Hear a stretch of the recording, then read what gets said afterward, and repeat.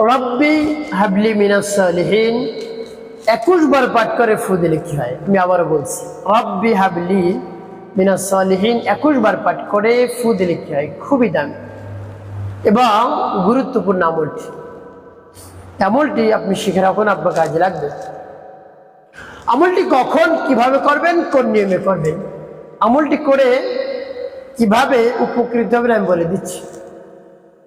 বিস্তারিত জানার জন্য, আমলটি শিখে রাখার জন্য ভিডিওটি না কেটে ধৈর্য এবং মনোযোগ সহকারে শেষ পর্যন্ত দেখতে থাকুন, তাহলে সঠিক নিয়মে আপনি আমলটি করতে পারবেন।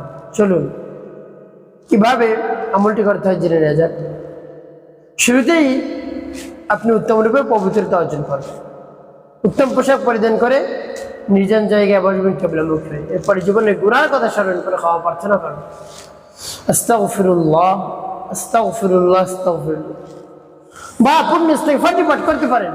আস্তাগফিরুল্লাহ রাব্বি মিন কুল্লি যামবি ওয়া আতুবু ইলাইহি লা হাওলা ওয়া লা কুওয়াতা ইল্লা বিল্লাহিল আলিয়্যিল আযীম। যখন পাঠ করা হয়ে যাবে, এরপর 3 বার দুরূদ শরীফ সাল্লাল্লাহু আলাইহি ওয়াসাল্লাম সাল্লাল্লাহু আলাইহি ওয়াসাল্লাম সাল্লাল্লাহু আলাইহি ওয়াসাল্লাম। ইস্তিগফার দুরূদ শরীফ পাঠ করা হয়ে গেলে এরপর আপনি সেই দোয়াটি পাঠ করবেন। ভাইবে যখন পাঠ করবেন, রব্বি কারীমের কাছে বলবেন, আল্লাহ আমার আমলকে, আমার সময়কে কবুল করুন। যে সমস্যা সমাধানের জন্য আমলটি করতেছি, সেই সমস্যা আপনি সমাধান করে দিন। এভাবে রব্বি কারীমের কাছে বলুন। এরপরে আপনি সেই দোয়া পাঠ করবেন। পরবর্তী কি করবেন, কোন উদ্দেশ্যের জন্য পাঠ করলেন বলে দিচ্ছি, আগে দোয়াটি বলে নেই। বিসমিল্লাহির রহমানির রহিম রব্বি হাবলি মিনাস সালিহিন রব্বি হাবলি মিনাস সালিহিন রব্বি হাবলি মিনাস সালিহিন।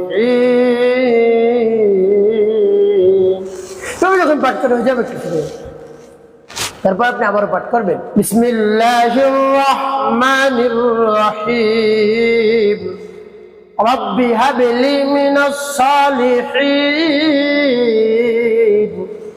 রব্বি হাবলি মিনাস সালিহিন রব্বি হাবলি মিনাস সালিহিন। পাঠ করে শেষ। তারপর আপনি মনে দরদ নিয়ে আবার পাঠ করবেন। বিসমিল্লাহির রহমানির রহিম রব্বি হাবলি মিনাস সালিহিন রব্বি হাবলি মিনাস সালিহিন রব্বি হাবলি মিনাস সালিহিন। পাঠ করা শেষ। আবার একটু কতবার এভাবে গুনি গুনি আপনি পাঠ করবেন?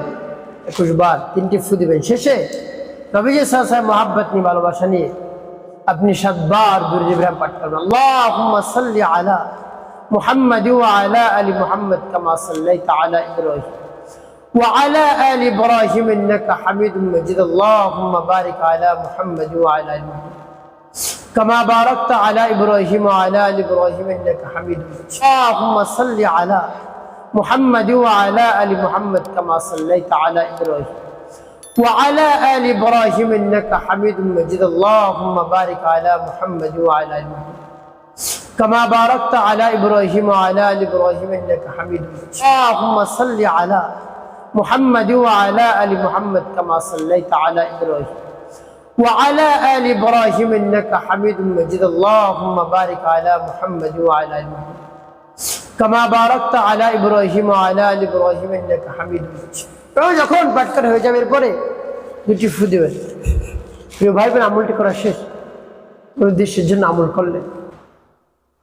আপনার যদি সন্তান না হয়, দেখা যায় দীর্ঘদিন হয়ে গেছে, বিবাহ শাদী করেছেন, 2 বছর 5 বছর 10 বছর 20 বছর এভাবে হয়ে গেছে, অনেক হয়ে যাওয়ার কারণে আপনার সন্তানও হচ্ছে না, আপনি দুশ্চিন্তা পেরেশানির মধ্যে পড়ে গিয়েছেন। আপনার অর্থ সম্পদের শেষ নাই, এই অর্থের সম্পদ কে খাবে, সেটা নিয়ে আপনি পেরেশানির মধ্যে রয়েছেন।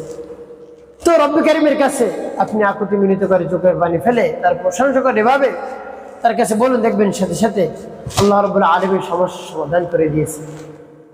আপনার সকল সমস্যা রব্বি কারীম সমাধান করে দিবেন যদি এভাবে আমলটি করতে পারেন ইনশাআল্লাহ। নেক সন্তানের ব্যবস্থা করে দিবেন, সুসন্তানের ব্যবস্থা করে দিবেন।